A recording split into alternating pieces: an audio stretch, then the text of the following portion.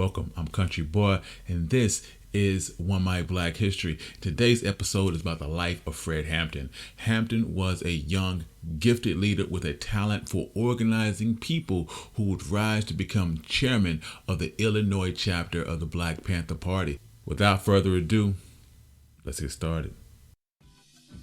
Fred Hampton was born on August 30th, 1948. He was the youngest of three children, and he grew up in Mayfield, Illinois, which is a working-class suburb of Chicago. His parents moved from Louisiana as part of the Great Migration. Very early on, he demonstrated natural leadership abilities, and in the summer of 1967, he would become president of the Youth Council for the local chapter of the NAACP. He helped organize a student boycott of his high school, Provisional East High, when black girls were excluded from becoming homecoming queen.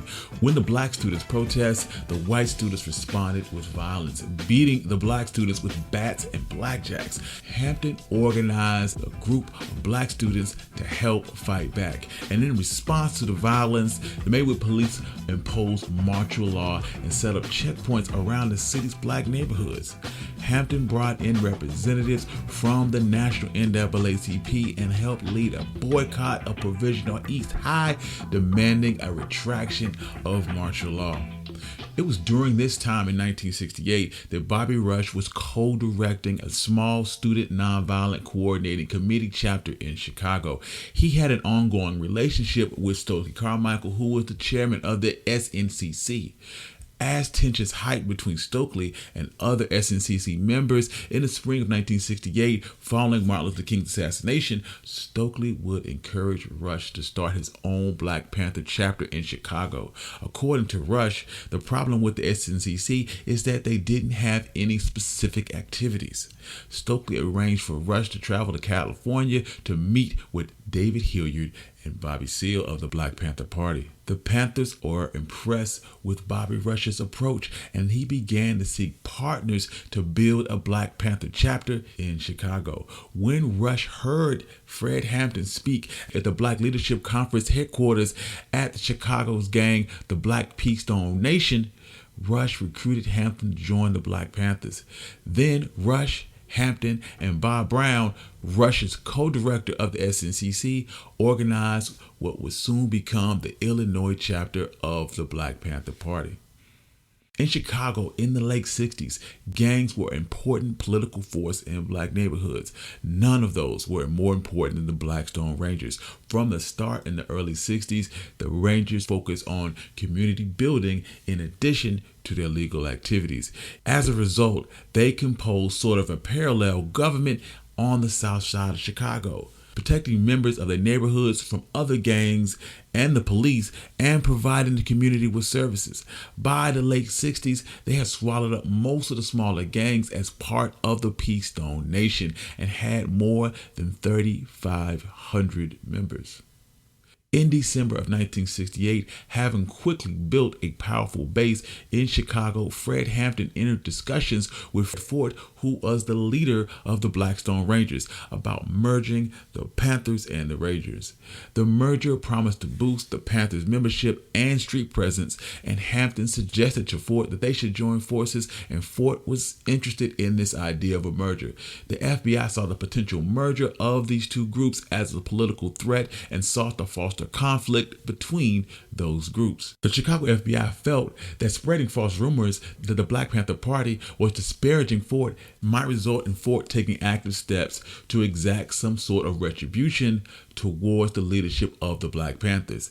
As discussions deteriorated, the Chicago office of the FBI suggested to their headquarters that the time was right to provoke the Rangers to take violent action by sending Ford letters to Jeff Ford. The FBI field office suggested that sending letters to Ford rather than Hampton because Ford was more likely to respond with violence. The FBI's effort may have helped prevent a merger between the Panthers and the Rangers, but it did not precipitate widespread violence as they had hoped, because Fred Hampton and Jeffrey Ford had figured out that the government was attempting to create a deadly conflict between the two groups. In 1969, Fred Hampton attempted to initiate Chicago Panthers' first free food distribution. Hampton imagined himself as a modern Robin Hood and appropriated an ice cream truck in Maywood, passing out more than 400 ice cream bars to the neighborhood children. The Maywood police arrested him on charges of robbery and assault, and in subsequent weeks, the Hampton and the Chicago Panthers organized their free breakfast program for children, which opened in April of 1969. Within 2 weeks, the Panthers had fed more than 1,100 children and drew new community support, making it hard to ignore the political aspect of the Fred Hampton case. During the trial that April, Hampton appeared on a local television show publicizing the free breakfast program and appealing for public support of the Black Panthers. On April 9th, 1969, Hampton was convicted of robbery and assault.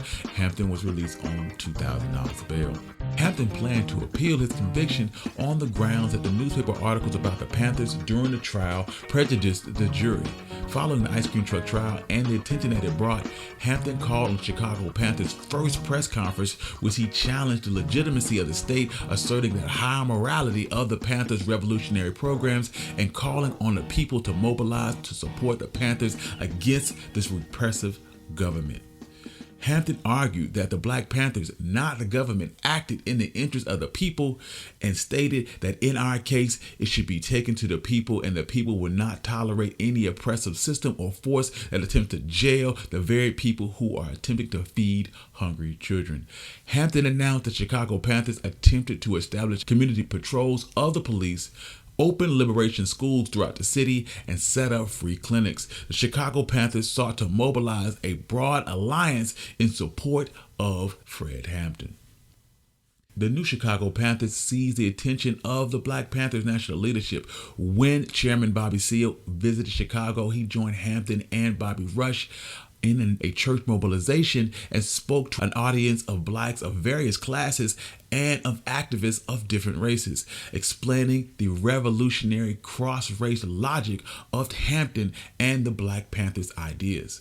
On May 26, 1969, Fred Hampton was sentenced to 2 to 5 years in prison for robbery and assault. Early in 1969, the Chicago Panthers were still small and had garnered very little influence and national attention. While Rush and Hampton teamed up in June of 1968, the Panthers' national office did not officially recognize the chapter until October of 1968, and the first Chicago office did not open until November 1st of 1968. However, in the spring of 1969, their membership exploded. They gathered increasing attention from the national office and local blacks and progressive allies. By the end of May 1969, with their community programs, ally politics, the Panthers were building a strong organization within Chicago. Each member was required to read at least a dozen books, 6 by Mao Zedong, 3 by Malcolm X, 1 by Huey Newton, Franz Fanon, and Karl Marx. In turn, each member had to help the other members understand the texts they were reading, and the reading reflected the Panthers' increased explicit embrace of Marxism and especially Mao Zedong's theory and ideology. By late May, the Chicago chapter was selling almost 8,000 copies a day of the Black Panther newspaper, and on November 1st, 1968, the Chicago Panthers opened their first office. It represented a formidable force within the community, including a handwritten sign with large text that stated Illinois chapter of the Black Panther Party, and underneath that sign were huge posters of Panthers' most famous individuals like Huey Newton and Bobby Seale, and Eldridge Cleaver speaking, Malcolm X, and Emory Douglas painted a picture of Bobby Hutton, who had been killed in a shootout with police, and Huey Newton on a wicker throne.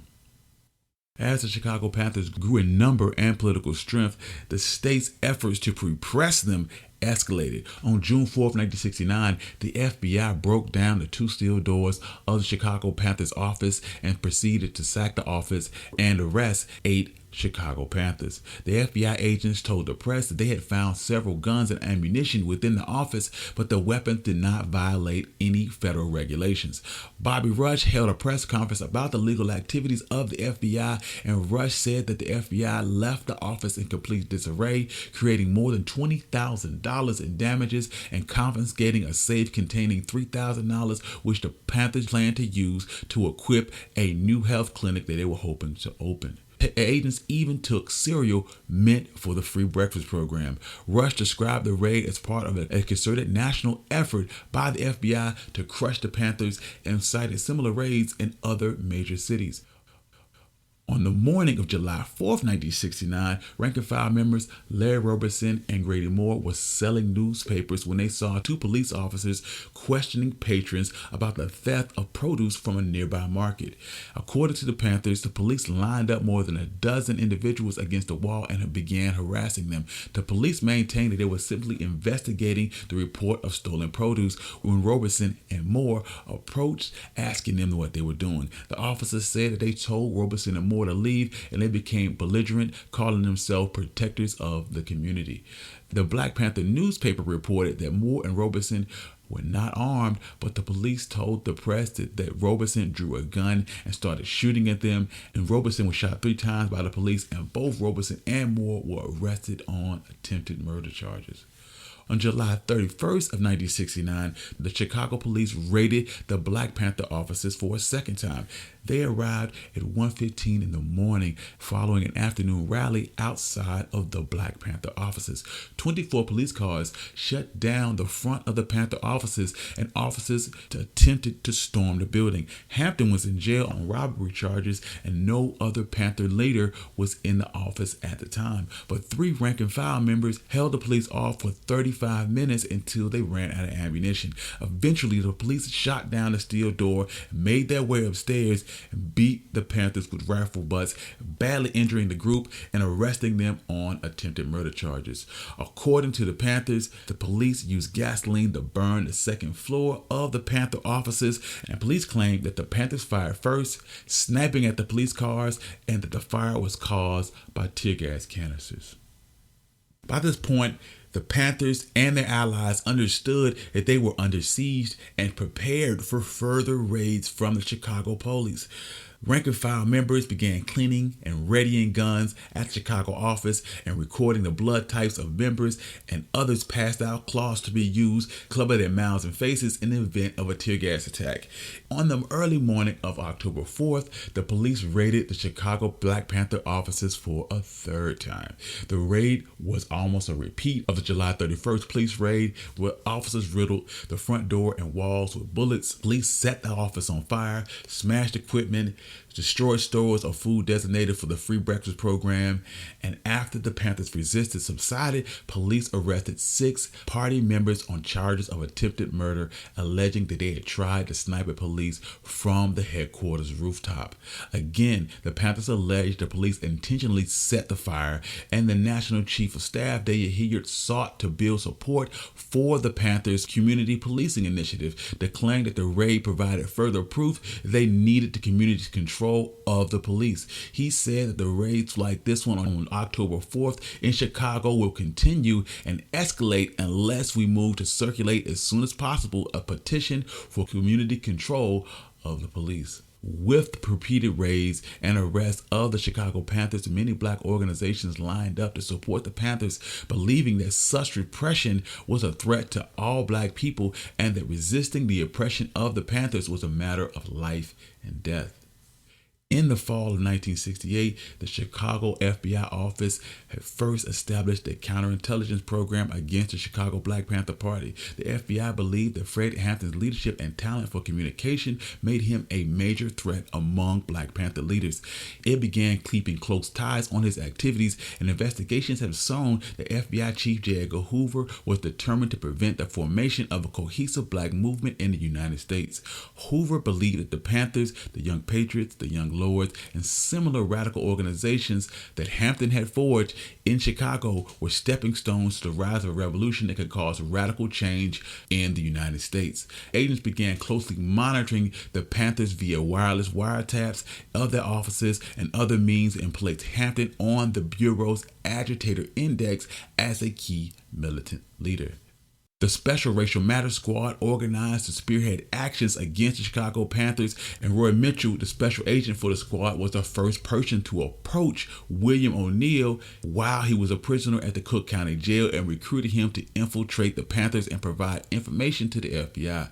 When the Chicago Panthers offices opened, O'Neal was already on the FBI's payroll and went to the office to join the Black Panther Party, seemingly as an eager recruit. O'Neal soon was appointed Chief of Security for the Chicago Black Panthers. The Chicago FBI worked very closely with local law enforcement, mostly through the offices of Edward V. Hanrama, who worked for the Cook County State's Attorney in November of 1968. Hanrama created the Special Prosecutions Unit, and starting in April of 1969, FBI agent Roy Mitchell worked closely with the state's attorney to target the Black Panthers. In June of 1969, the FBI began coordinating raids of the Chicago Black Panther offices, and a special squad of 9 Chicago police officers was assigned to report directly with the Special Prosecutions Unit, which in turn worked with the FBI's Racial Matters Squad. On the night of November 13th, FBI agent Roy Mitchell met with informant William O'Neal, and he helped map an exact layout of Fred Hampton's apartment, including the specific location of his bed and his nightstand. He asked O'Neal to keep tabs on who was coming and going from the apartment and help determine what weapons were being kept there. With this information, a raiding party of 14 officers arrived at Fred Hampton's apartment at 4:30 in the morning on December 4th to execute a search warrant for illegal weapons. The assault was quick and decisive. Within 15 minutes, Fred Hampton was dead, shot twice in the head while he laid sleeping in his bed. Peoria, Illinois, Panther leader Mark Clark was in Chicago attending a statewide meeting of Panther leaders, and he was also killed. 7 other Panther members in the apartment were arrested on charges of attempted murder, aggravated battery, and unlawful use of weapons. Edward Hanrama told the police that the Panthers fired first and continued to shoot repeatedly despite warnings from the police that the police were at the door. The immediate and violent criminal reaction of the occupants in the shooting at the announcement of police officers emphasizing the extreme viciousness of the Black Panther Party. So does their refusal to cease firing at police officers when urged to do so several times. Panther survivors claim that the officers never knocked and came in shooting, and the Chicago FBI viewed the raid as a success due to the information of informant William O'Neal. There was an immediate outpouring of support for Hampton, Clark, and the Black Panther Party. Many members of the community's groups had called for an independent investigation of the incident, and Bob Rush, working with Fred Hampton's mother and father, arranged for an independent autopsy of Hampton. 3 doctors found that Hampton had been killed by bullets shot from an angle slightly above and behind his head as he was lying down. There were no powder burns on his hand, contradicting police claims that Hampton had fired at them. The Panthers used this public attention to organize support for their popular initiatives, offering tours of the apartment where Fred Hampton and Mark Clark had been murdered. In the following weeks, thousands of people, many journalists, flocked to the apartment to mourn the death and consider the evidence for themselves. Panther tours showed the unscathed walls where police had entered and where they reportedly stood during the raid. Then there were clusters of bullet holes and large pools of blood where the Panthers had been shot. Tours would continue until December 17, 1969, when the Cook County authorities halted them by sealing off the apartment. The National Black Panther Party understood and sought to portray the killing of Hampton and Clark as political assassinations as part of a national government conspiracy to repress the Panthers. The Panther Chief of Staff, David Hilliard, declared that the organized attempt to destroy the Black Panther Party has been brought to the attention of the American people and the atrociousness of the American government. In terms of its subjects, people are moving for their freedom, and the very fact that they attacked us openly shows that they are brutal people and they are barbarous criminal elements against society. Even people who didn't agree with the revolutionary politics or ideas of the Panthers were concerned that the killing of Hampton and Clark as part of a pattern of government repression that posed a broader threat to freedom in America. Many mainstream political organizations, including the NAACP, CORE, the American Jewish Committee, The mayor's office in Maywood, the Chicago ACLU, and the United Auto Workers called for independent investigations of the assassinations. The director of the Chicago Urban League would state that whatever the Panthers believe in, they shouldn't be shot like dogs in the street. Tuesday, December 9th, 1969, Fred Hampton's parents, working with the Black Panthers and the SCLC, held a memorial service for Fred Hampton. About 5,000 people jammed into a church in Maywood and crowded the outside loudspeakers. Reverend Ralph Abernathy gave the main eulogy, declaring that the United States is successful in crushing the Panthers. It won't be long for they come for the SCLC, the Urban League, and what other organization trying to make things better.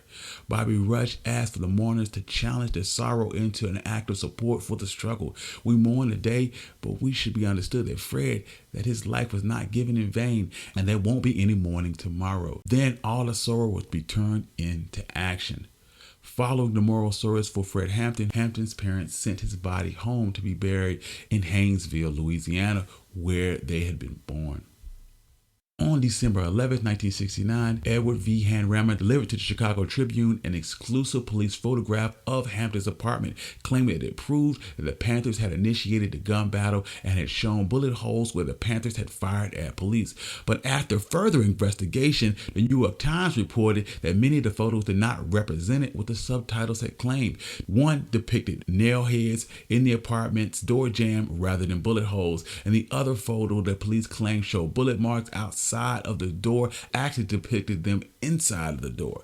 Hanramer's deceit further fueled community outrage, and even moderate national Black and political leaders began to support the idea of a public investigation. The New York Times would state that the outpouring support for him in the wake of the Hampton and Clark assassinations by quoting one protester, they came in and killed Fred Hampton. And if they can do that to him, they can do that to any of us. In December 9, 1969, an internal Chicago police investigation found no fault on the part of Edward V. Hanramer's SPU unit, and their findings echoed the report of the Cook County coroner. In response to public pressure, the Justice Department appointed a federal grand jury to investigate the killings of Fred Hampton and Clark. On January 6, 1969, Bobby Rush informed press of the results of the blood test of Fred Hampton in an independent autopsy and revealed that he had a heavy dose of Sedanol, a drug used to induce sleep. Rush charged that Hampton had been killed as part of a government conspiracy, and Hampton had been drugged by an FBI infiltrator to help facilitate his murder. Hampton's fiancée, Deborah Johnson, who was 8 months pregnant at the time of Fred Hampton's killing and was arrested during the raid, later recounted Hampton's strange behavior on the night of the raid, stating that Hampton never got up in bed during the raid and remained silent. He woke up and lifted his head slightly as guns were being fired, but barely moved or said anything. After the first wave of shooting, police arrested Johnson and pulled her out of the bedroom into the kitchen. She said that she heard officers say that he's barely alive, but he'll make it.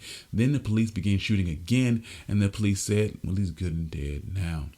On May 8, 1970, the state attorney Edward V. Hanramer dropped all charges against the 7 surviving Panther members arrested in the December 4th raid, stating that they had no proof that any defendants had fired at police. 1 week later, a federal grand jury issued a 250-page report finding that at least 82 bullets had been fired by the SPU officers and that only 1 shot had been fired by the Chicago Black Panthers. After more than a decade, the legal case, which went all the way up to the Supreme Court, the government eventually settled in 1982, agreeing to pay $1.8 million to the estate of Hampton, Clark, and the surviving Black Panther members, with the federal, county, and city governments agreeing to split the bill. Fred Hampton was a revolutionary and a rising star in the Chicago Panthers, but this made him a target. Hampton's incredible charisma, his young, dynamic leadership, who started health clinics and the free breakfast program, as well as forming a rainbow coalition in the area. The outrage over the assassination of Fred Hampton, especially within Chicago's black community, caused for the removal of Cook County's state attorney, Edward V. Hanrama, who often managed the police involved in the raid. Before the raid, Hanrama had considered himself a likely candidate for Chicago mayor, but in 1972 he was voted out of office, and this effectively ended his political career.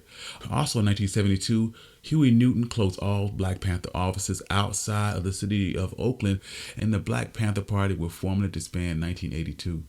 In 1990 and again in 2004, the Chicago City Council designated December 4th as Fred Hampton Day. This has been the life of Fred Hampton. If you like more stories like this, you can find those at onemikehistory.com. Also, hit the subscribe button, give us 5 stars on Apple Podcasts. And if you'd like to support the podcast, you can do so at my Buy Me Coffee and my Patreon page, which you can find in the description below. And peace.